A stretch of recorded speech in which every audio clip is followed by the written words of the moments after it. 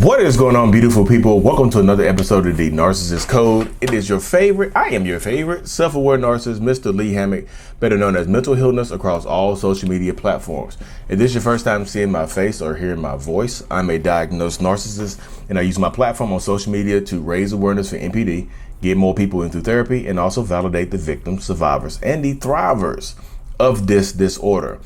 Today's episode is going to be about when will a narcissist discard you? Why does a narcissist discard you? How do I know if the discard is final? All your questions about the discard found in one self-aware narcissistic place. It sounds like Walmart. I'm the Walmart of narcissists, y'all.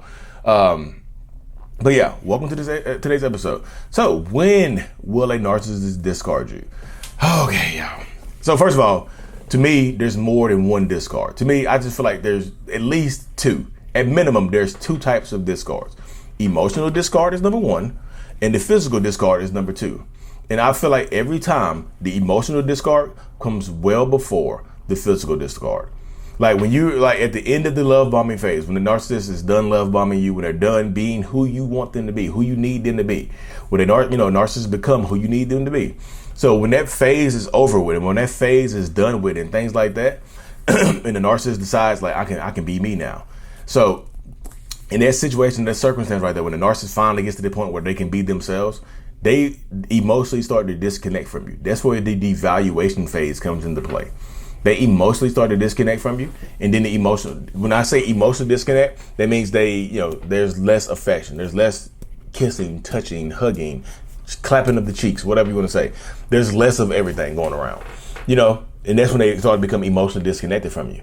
When the emotional discard happens, it becomes, when the emotional discard happens, it's when it all stops. It's just like it's like emotional disconnect comes when it's kind of like y'all friends with benefits, living in the same house or whatever, married or whatever. But when the emotional discard comes, it's like y'all just roommates. You know what I mean? Because they're literally emotionally disconnected from you. They don't want to see you with anybody else, but it's like they don't want to be with you either. They get to the point where they don't want to be with you. They don't want to see you with anybody else, and that type of stuff right there. So when you're dealing with narcissists and toxic people, you have to understand that that's it right there. You're going to be dealing with a lot of, the emotional discard. You can feel it. Like it's like the air in the relationship changes, and it could happen overnight. One night you can get your cheeks clapped and fall asleep, or they can. You can put the cheeks on them and they fall asleep, and the next day you wake up and they're different. There's no breakfast in bed. There's nothing. Like, this is different.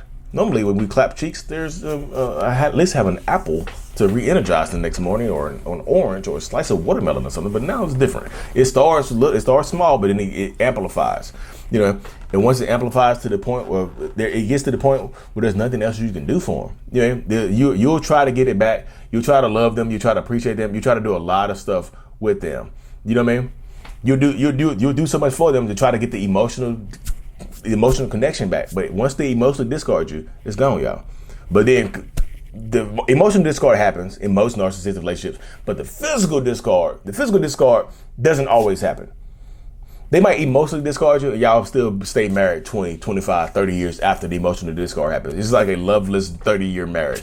Y'all may be married for 40 years. The first 5, 10 were good. The last 30 were just emotionally disconnected. But y'all just together. Y'all got grandkids and kids and great grandkids and whatever. Y'all live together. Y'all done built some stuff together. Y'all just, grandma and grandpa now. Y'all, it gets to that point right there. Y'all just like, grandma and grandpa, I ain't seen them kiss in 20 years. They just in the house trying to cook each other out. They don't want to leave each other, but I feel like they don't love each other no more. They sit in the house all day with the heat on 95, trying to cook each other out. What I'm gonna cook? They're trying to slow broil each other to death. You know what I mean? The physical discard doesn't always happen, but the physical discard can happen for a lot of reasons, y'all. I'm just telling you. Once a narcissist feels like they have you, when it does happen, once a narcissist feels like they have you trapped in your life, when they feel like they've secured part of, a lot of times once they secured an anchor in your life, they feel like they can discard you and go move on to somebody else. Once they have you pregnant, or once you get pregnant, once they have you pregnant, that means the man is, or they get pregnant by you, they'll discard you. Because they're gonna be part of your life forever. They don't have to be in a relationship with you no more. They don't have to. This dynamic doesn't have to stay the way it stays. So they'll discard you emotionally and physically. You mean quick? Sometimes that's quick. It's like, oh, you pregnant? Oh, cool. I don't want to be cool. I'm leaving you for someone else. I'll be there for the baby, but I don't want to beat you anymore. Gotcha. Because they feel like they have you secured. I see it literally. This happens all the time. I'm talking to people when I'm talking to people one-on-one over Zoom or whatever. This happens all the time. You know what I mean? It just does. They get you pregnant, or they get you to a point where you can't get as much motion. Then they feel like they have you secured and they'll leave you. Or if you're in a state where Roe v. Wade took effect and had a lot of effect on it, then Roe v. Wade has a lot of effect on it. They can get you pregnant in those states and just dip on you. I'm just telling you, that's why you have to go protect. If you're a woman, listen to this. Protect your womb. Guard your womb at all costs. It's so extremely valuable. You want to keep a narcissistic person out of your life forever? Don't get pregnant by them. Simple as that. Babies don't fix things. I got a baby on the way. It's gonna fix everything. No, it's gonna fix them right into your life like an anchor, a fixed anchor of cement footing. You just built a foundation with a narcissist. Think about that. You just started your building off. You built this foundation with a narcissistic person. So yeah, once they feel like they have you secured, they'll discard you emotionally, then physically. Emotional discard always comes first, y'all. It just always comes first. The emotional discard typically precedes the physical discard, but the physical discard doesn't always have to happen. Again, when the babies get involved, you know what I mean? When y'all buy a house together, something like that, it's a commitment. When y'all do any kind of financial commitment together, you know what I mean? When y'all do any kind of financial commitment together or something like that, they feel like they have you stuck again. Yeah, they feel like they got you. Boom, got you. Things like that. You know what I mean? Gotcha. Boom. You're wrecked and whatnot. I'm just telling you, they will absolutely get you. That's how the mind of a narcissistic person works. Once y'all buy a house together, buy a car together, you co-sign for something for them, or because they got terrible credit or they're a bum, you co-sign, you're putting your name on things. Now they got you. Now you have to stay in contact with them. Now they owe you some money. I want my money back. They'll give you $20 a month for the rest of your life. How does that sound? Gotcha. Like I said, make sure you are secure in yourself and how you feeling. If it feels weird, y'all, if it doesn't feel right, it's not right. Narcissistic people will also discard you because they're jealous of you. Another reason that they discard you is because they're jealous of you.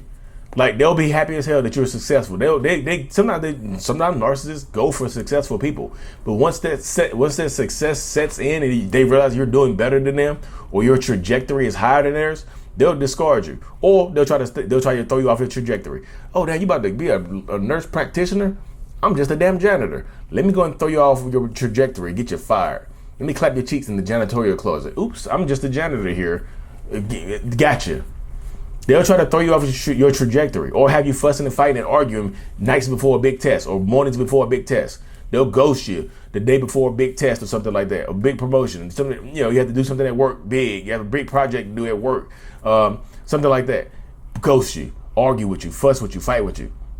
And then they'll discard you because you're more successful than them. They'll discard you because you look better than them, and they make them feel invalidated in public and things like that. They don't, like, I'm just telling you, narcissistic people we can be very, very petty, jealous people. You're doing better than me, bye. I'm gonna find somebody that's not doing it, or they'll find somebody that's doing better than you. If you're doing better than me, I'll discard you and find somebody that's doing better than you, only to discard them. It's a vicious cycle. Narcissists don't really need a good reason to discard you. It's just the relationship fire has burnt out, and they're just like, oh goodness, I don't feel the same. They'll wake up one day and just don't feel the same way about you anymore, and just get rid of you. They honestly will. They're gonna say, if you're dealing with narcissists or toxic people or whoever, understand that this is the way that the life is gonna go. It is. You know what I mean? You know, this is absolutely is right there. If you're dealing with a toxic person, that's it.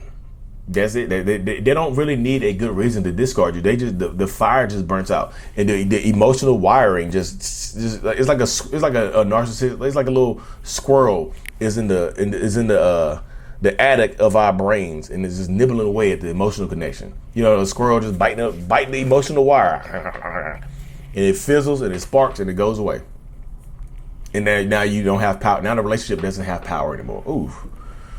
It's like a little squirrel in a narcissist's brain bites the cable bites the power cable to your relationship, and now it sparkles and fizzles up. Now you don't have relationship power anymore.